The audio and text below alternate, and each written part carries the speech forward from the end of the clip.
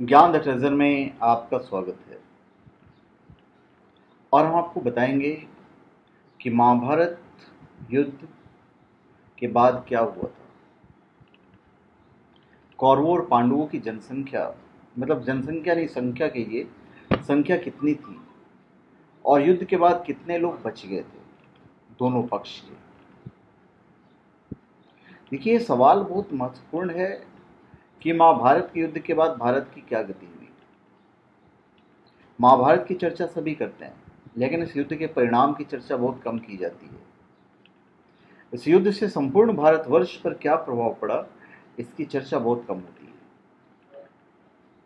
अब रही संख्या की बात, तो श्री कृष्ण की एक अक्षौहिणी नारायणी सेना मिलाकर कौरव के पास 11 अक्षौहिणी सेना थी, तो पांडवों ने 7 अक्षौहिणी सेना एकत्रित कर ली थी। इस तरह सभी महारथियों की सेनाओं को मिलाकर कुल 1 करोड़ से ज्यादा लोगों ने इस युद्ध में भाग लिया था। उस काल में धरती की जनसंख्या ज्यादा नहीं थी। यदि हम वर्तमान समय की 7 अरब जनसंख्या की तुलना करें तो आज विश्व की सभी सेनाएं मिलाकर 1 करोड़ होगी, लेकिन उस काल में जनसंख्या इतनी नहीं थी। ये देख सोचिए ना, आप 1947 के पहले भारत की जनसंख्या 40 करोड़ के आसपास थी। 1650 ईस्वी में संपूर्ण धरती की जनसंख्या 50 करोड़ थी। इस प्रकार यदि हम और पीछे जाएंगे तो धरती की जनसंख्या इससे भी आधी थी। तब क्या हम यह अनुमान लगा सकते हैं कि 3112 ईस्वी पूर्व धरती की जनसंख्या कितनी रही होगी? अनुमान ज्ञान नहीं होता, यह वास्तविकता के करीब हो सकता है और नहीं भी। लेकिन यदि 1 करोड़ लोगों ने युद्ध में भाग लिया होगा तो निश्चित ही कम से कम भारत की जनसंख्या 5 से 6 करोड़ के बीच तो रही होगी, क्योंकि तब आज इतने शहर या गांव भी नहीं थे।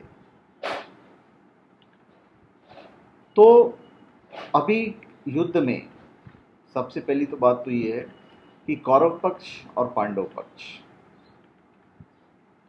पांडव पक्ष की ओर से अभिमन्यु, घटोत्कच, विराट, द्रुपद, धृष्टद्युम्न, शिखंडी, पांड्यराज, कुंती भोज, उत्तमौजा, शैब्य और अनूपराज, नील आदि सहित पांडवों के लगभग 50 पुत्र युद्ध में मारे गए।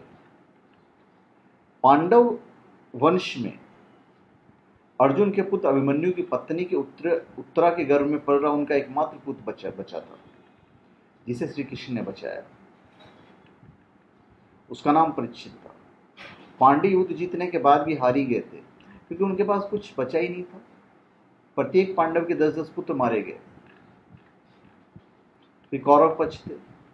कौरव की ओर से दुर्योधन और उसके 99 भाइयों सहित भीष्म, द्रोणाचार्य, कर्ण, मद्रनरेश, शल्य, भूरिश्रवा, अलम्बुस, कलिंगराज, श्रुतायुध, शकुनी, भगदत्त, जयद्रथ, विंद, अनुविंद, काम्भोजराज, सुदक्षिण और बृहदल आदि और उनके पुत्र पौत्र युद्ध में शामिल थे, जो सभी मारे गए।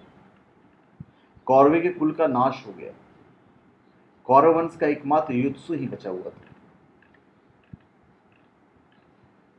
अभी बचे थे सिर्फ 18 लोग।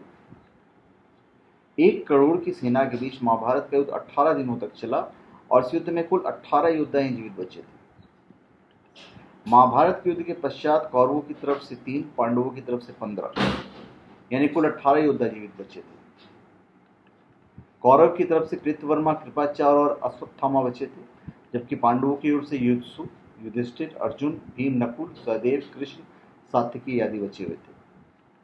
हालांकि इतिहास के कुछ पन्नों के अनुसार महाभारत के युद्ध में 39,40,000 योद्धा मारे गए थे। अब सोचिए कि 6 करोड़ की आबादी में आधी तो महिलाएं होंगी, यानी करीब 2.5 करोड़ महिलाएं। अब बच्चे 2.5 करोड़ पुरुष, जिसमें से लाखों तो बच्चे होंगे। मतलब यह कि युद्ध बूढ़े और जवानों ने यह युद्ध लड़ा है। उनमें से कुछ जवान तो उनके पुत्र ही थे, जिनका कोई पौत्र नहीं हुआ। उसका यादव पक्ष भी ऑलमोस्ट खत्म हो गए। कृष्ण की नारायणी सेना और कुछ यादव युद्ध में और बाद में गांधारी के शाप के चलते आपसी युद्ध में श्री कृष्ण के कुल का नाश हो गया।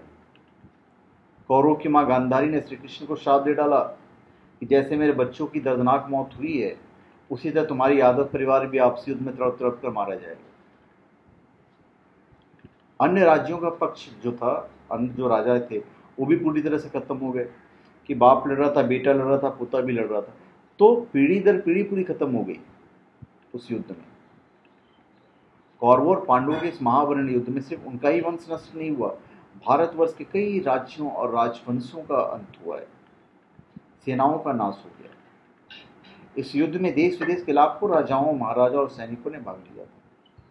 तो आप समझ लीजिए कितना विनाशकारी था महाभारत का युद्ध। तो धन्यवाद। आप हमारे चैनल पे सब्सक्राइब करें और अपने कमेंट दीजिए। धन्यवाद।